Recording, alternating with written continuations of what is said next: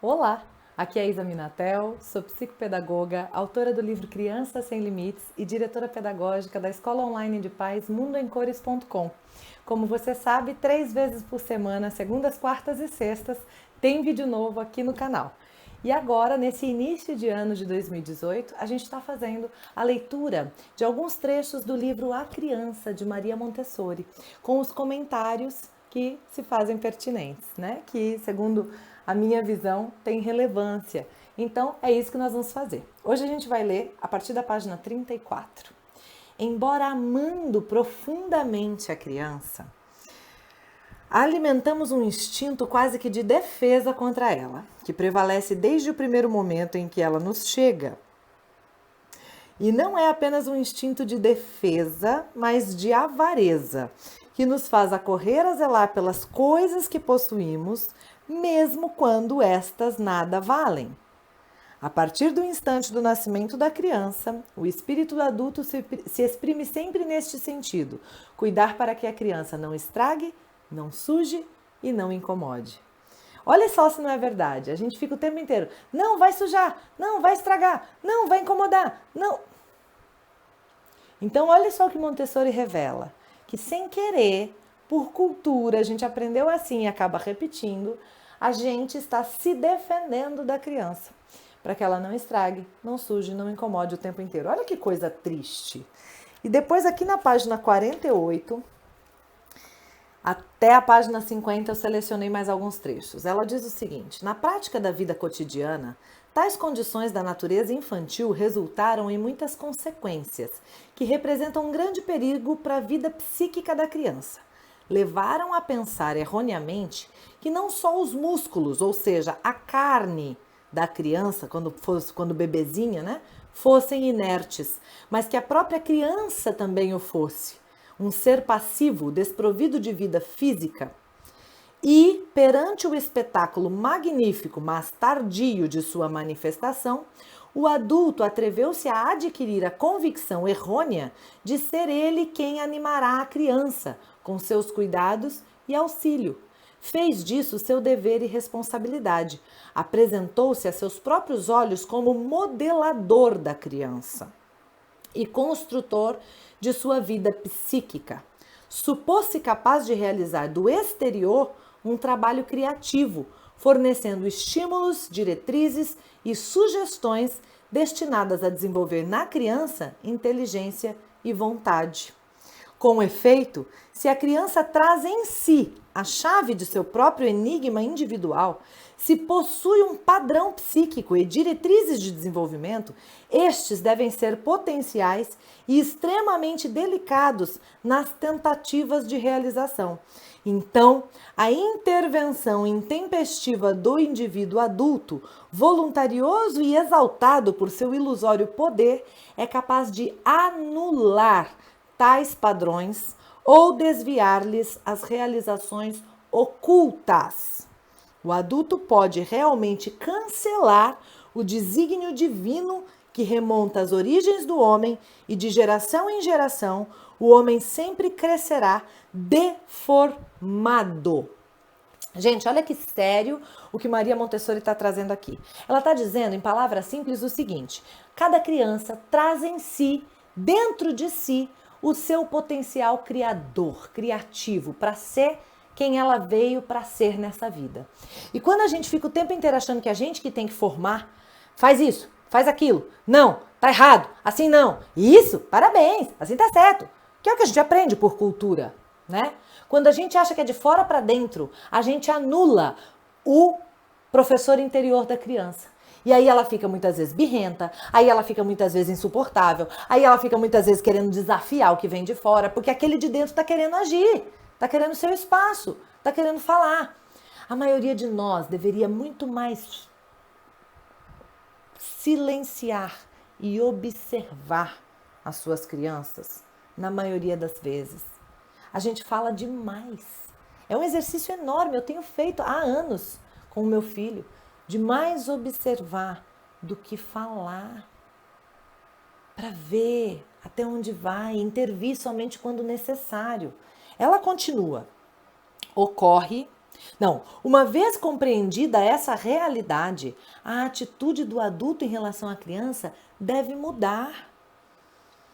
Ocorre um intercâmbio entre o indivíduo, ou melhor, o embrião espiritual dentro dele e o ambiente. Graças a o ambiente, o indivíduo se forma e se aperfeiçoa. Essa atividade primordial construtiva é análoga à função da pequena vesícula, que no embrião físico representa o coração e que assegura o desenvolvimento e a nutrição de todas as partes do embrião, enquanto se alimenta através dos vasos sanguíneos da mãe, seu ambiente vital. A individualidade psíquica desenvolve-se e organiza-se pela ação desse motor em relação com o ambiente. A criança esforça-se por assimilar o ambiente e de tais esforços nasce a profunda unidade da sua personalidade. Que é que Montessori está dizendo aqui?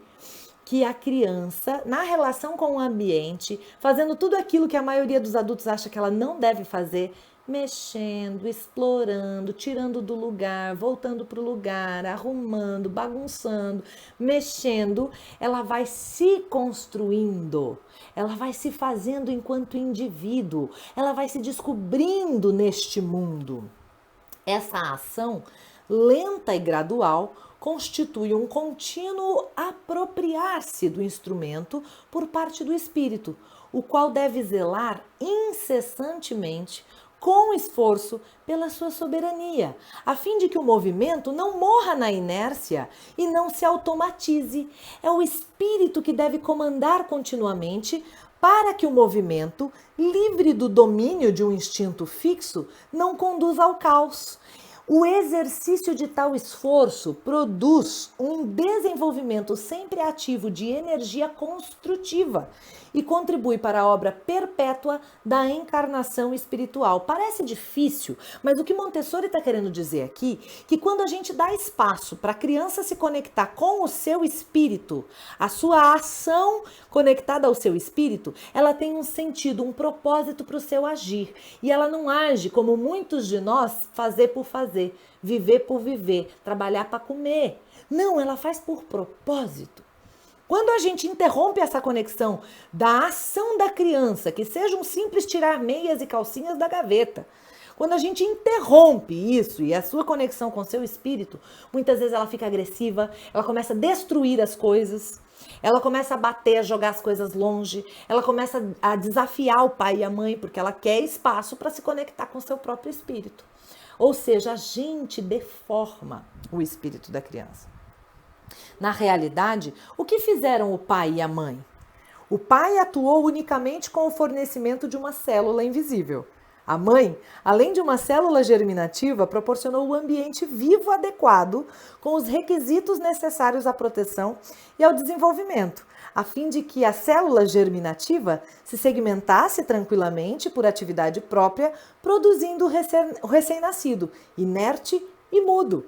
Quando se diz que o pai e a mãe construíram o filho, repete-se uma expressão inexata. É necessário dizer, o homem foi construído pela criança. Esta é o pai do homem. É a criança que constrói o homem, é a criança que constrói o adulto. A partir de como ela consegue se construir, tem mais chance desse adulto ser feliz e ter sucesso e ser bem estruturado. Deve-se considerar sagrado o esforço secreto da infância. Essa laboriosa manifestação merece uma expectativa acolhedora, pois nesse período de formação determina-se a personalidade futura do indivíduo. E ao invés da gente fazer uma recepção acolhedora, a gente faz uma recepção julgadora, brigadora, acusadora, castigadora. E aí deforma tudo o adulto. Depois o adulto fica precisando de terapia, coaching, processos um monte para se fazer gente decente. Oh, meu Deus! De tal responsabilidade nasce o dever de estudar e penetrar com profundidade científica as necessidades psíquicas da criança, preparando-lhe um ambiente vital. Ou seja, que a sua casa, que o convívio com você, pai, mãe, professor, seja de vida para a criança e não de morte, e não de raiva, e não de doença, que tem crianças adoecendo por ambientes tóxicos por causa dos adultos que não sabem. Não porque a gente quer, mas porque a gente às vezes não sabe como lidar melhor com a nossa criança. Então vamos estudar para ser pai e mãe. A gente precisa aprender a entender a formação da mente psíquica das nossas crianças, para a gente criar seres cada vez mais com poder de serem saudáveis, felizes, autônomos, responsáveis, cidadãos e pessoas que descobriram a sua missão de vida e que são felizes em trabalhar e em fazer o que fazem. Bom, inscreva-se no canal, clica no sininho para receber notificações. Toda segunda, quarta e sexta tem vídeo novo. Acompanhe a gente também no mundoemcores.com. Lá vai ter o curso Montessori em Casa comigo, onde você tem 20 horas de trabalho, de aula, de conteúdo para se fazer cada vez um pai, uma mãe, um educador melhor. Até os próximos vídeos. Valeu!